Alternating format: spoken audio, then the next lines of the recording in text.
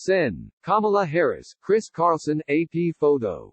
Kamala Harris was written off as a possible vice presidential pick for Joe Biden last year after a cutting debate performance where she seemed to suggest he was racially insensitive.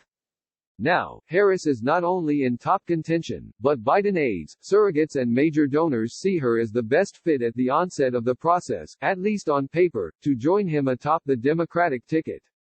Biden's campaign has formally started vetting a group of prospects that includes roughly a dozen women. But in interviews, more than 24 Democrats, including advisors, allies and donors aligned with Biden, returned to Harris as an early frontrunner. Senator Elizabeth Warren of Massachusetts, the favorite among progressives, was also seen as rising above the pack. Biden and his family were stung by the June debate exchange over his record on school busing. The attack was particularly hurtful because of Harris's bond with Biden's late son Beau, also a one-time state attorney general. But Biden and others close to him have come to view Harris's debate knockdown as part of the rough and tumble of presidential campaigning. Even before Harris ended her own campaign last year, aides said she and Biden were already stealing warm moments together. And friends of former Second Lady Jill Biden, who as recently as March described Harris's attack as a punch to the gut, said they've mulled ways for her to telegraph that it wasn't a deal-breaker for the California senator's chances, perhaps by sharing her posts on social media. I believe strongly that people make mistakes when they allow the heat of a political campaign and things said during a contest to define you, Representative Jim Clyburn told Politico. We're at a point now where whoever was part of the scrimmage needs to be on the same team. And I think they are. Joe Biden is a big boy, Clyburn added. I've never seen Joe have any animus toward Kamala for what may have been said during the campaign. Biden and Harris have spoken privately several times, and a growing contingent of operatives inside and around the presumptive Democratic nominee's campaign have been making it clear they want her as his pick. Influential donors are joining in the push, seeing the daughter of immigrants from India and Jamaica as the most logical choice to balance a ticket led by a white man in his late 70s. Some of the party's biggest benefactors, including those who went months rarely hearing from Harris, said they have seen an uptick in contacts from her and people on her behalf. She really is a standout in terms of keeping Democrats together and keeping donors warm, a Biden bundler said of Harris's operation. She doesn't need to do a full-court press, and it would probably be seen as unseemly for her. Harris has adopted a less is more approach to the sweepstakes. She appeared at fundraisers and a town hall for Biden in late April. While she waited until after Super Tuesday to endorse him, her announcement of support in Michigan, timed to coincide with Cory Booker's, served to act as a power boost at a time when the Biden campaign was looking to close out its lead against Bernie Sanders. Michigan was viewed as pivotal to Sanders' campaign remaining viable at that point.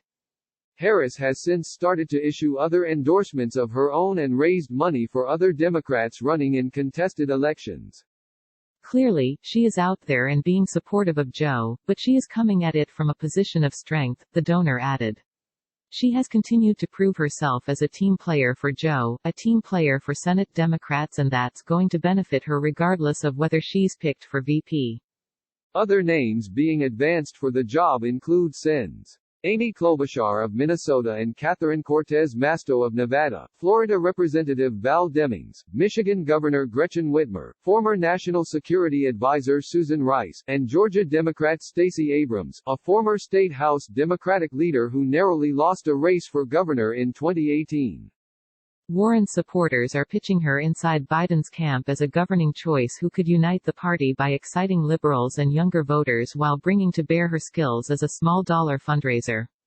Harris's allies and donors point to her comparative youth, her ability to energize voters of color in key states, and what they believe would be a seamless rapport between her and Biden, with little ideological daylight.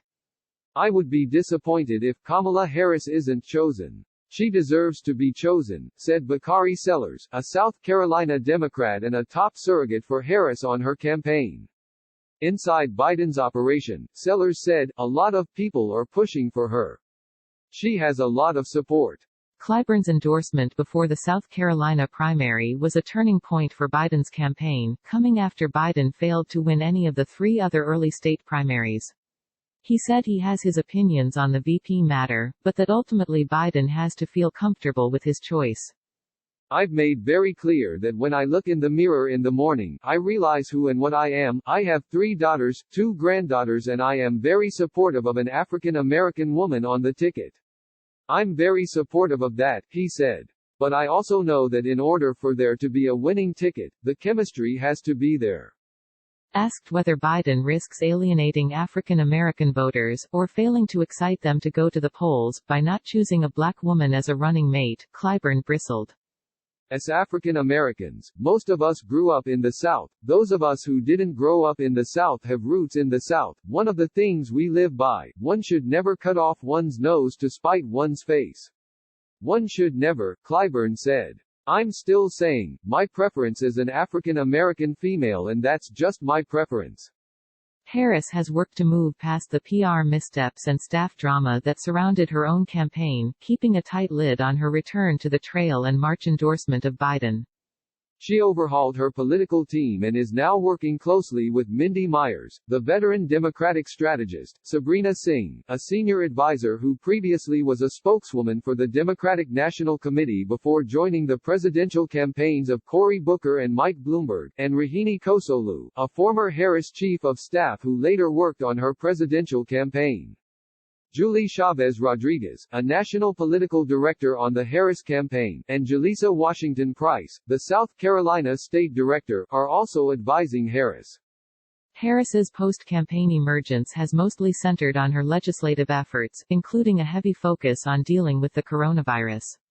She's pushing for a task force to address racial disparities in the number of cases and deaths, and working on a separate effort to ensure all communities have access to testing and treatment.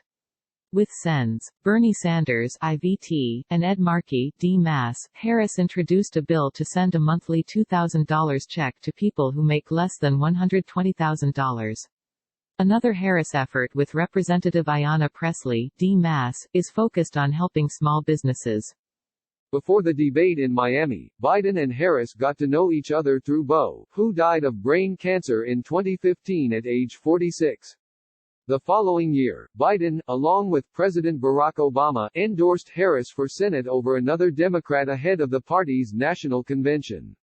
After Biden swore her into the Senate early the next year, Harris suggested they get together for regular coffees. The meetings didn't happen, but there were seemingly chance encounters on the street and at train stations that staffers captured for social media, fueling speculation from supporters about their possible future together. The first debate tested their connection, and soured Harris among some key Biden advisors and top donors. Biden in interviews offered explanations for why he was caught so flat-footed. He said he was prepared for questions about his record, but not in the way Harris did. She knew Beau. She knows me, he told CNN last summer. It was personal to her, because of Kamala and Beau's relationship. She was caught off guard, they both were, one Biden advisor said of Jill Biden's reaction. The advisor stressed, however, that Jill Biden has since put it behind her and pointed to the virtual town hall with Biden as one example that the campaign has publicly brought Harris into the fold. People close to Harris said they've never heard her express regrets about questioning Biden's position on busing, which he provided an opening for ahead of the debate by talking about his past work with segregationist colleagues. Sellers, whom Harris will join next week for a talk about his upcoming book, suggested that the aggressiveness with which she questioned Biden would actually be an asset on the ticket. What I would take from that for choosing a vice president is she's a really skilled debater, he said, and she'd kick Mike Pence's ass.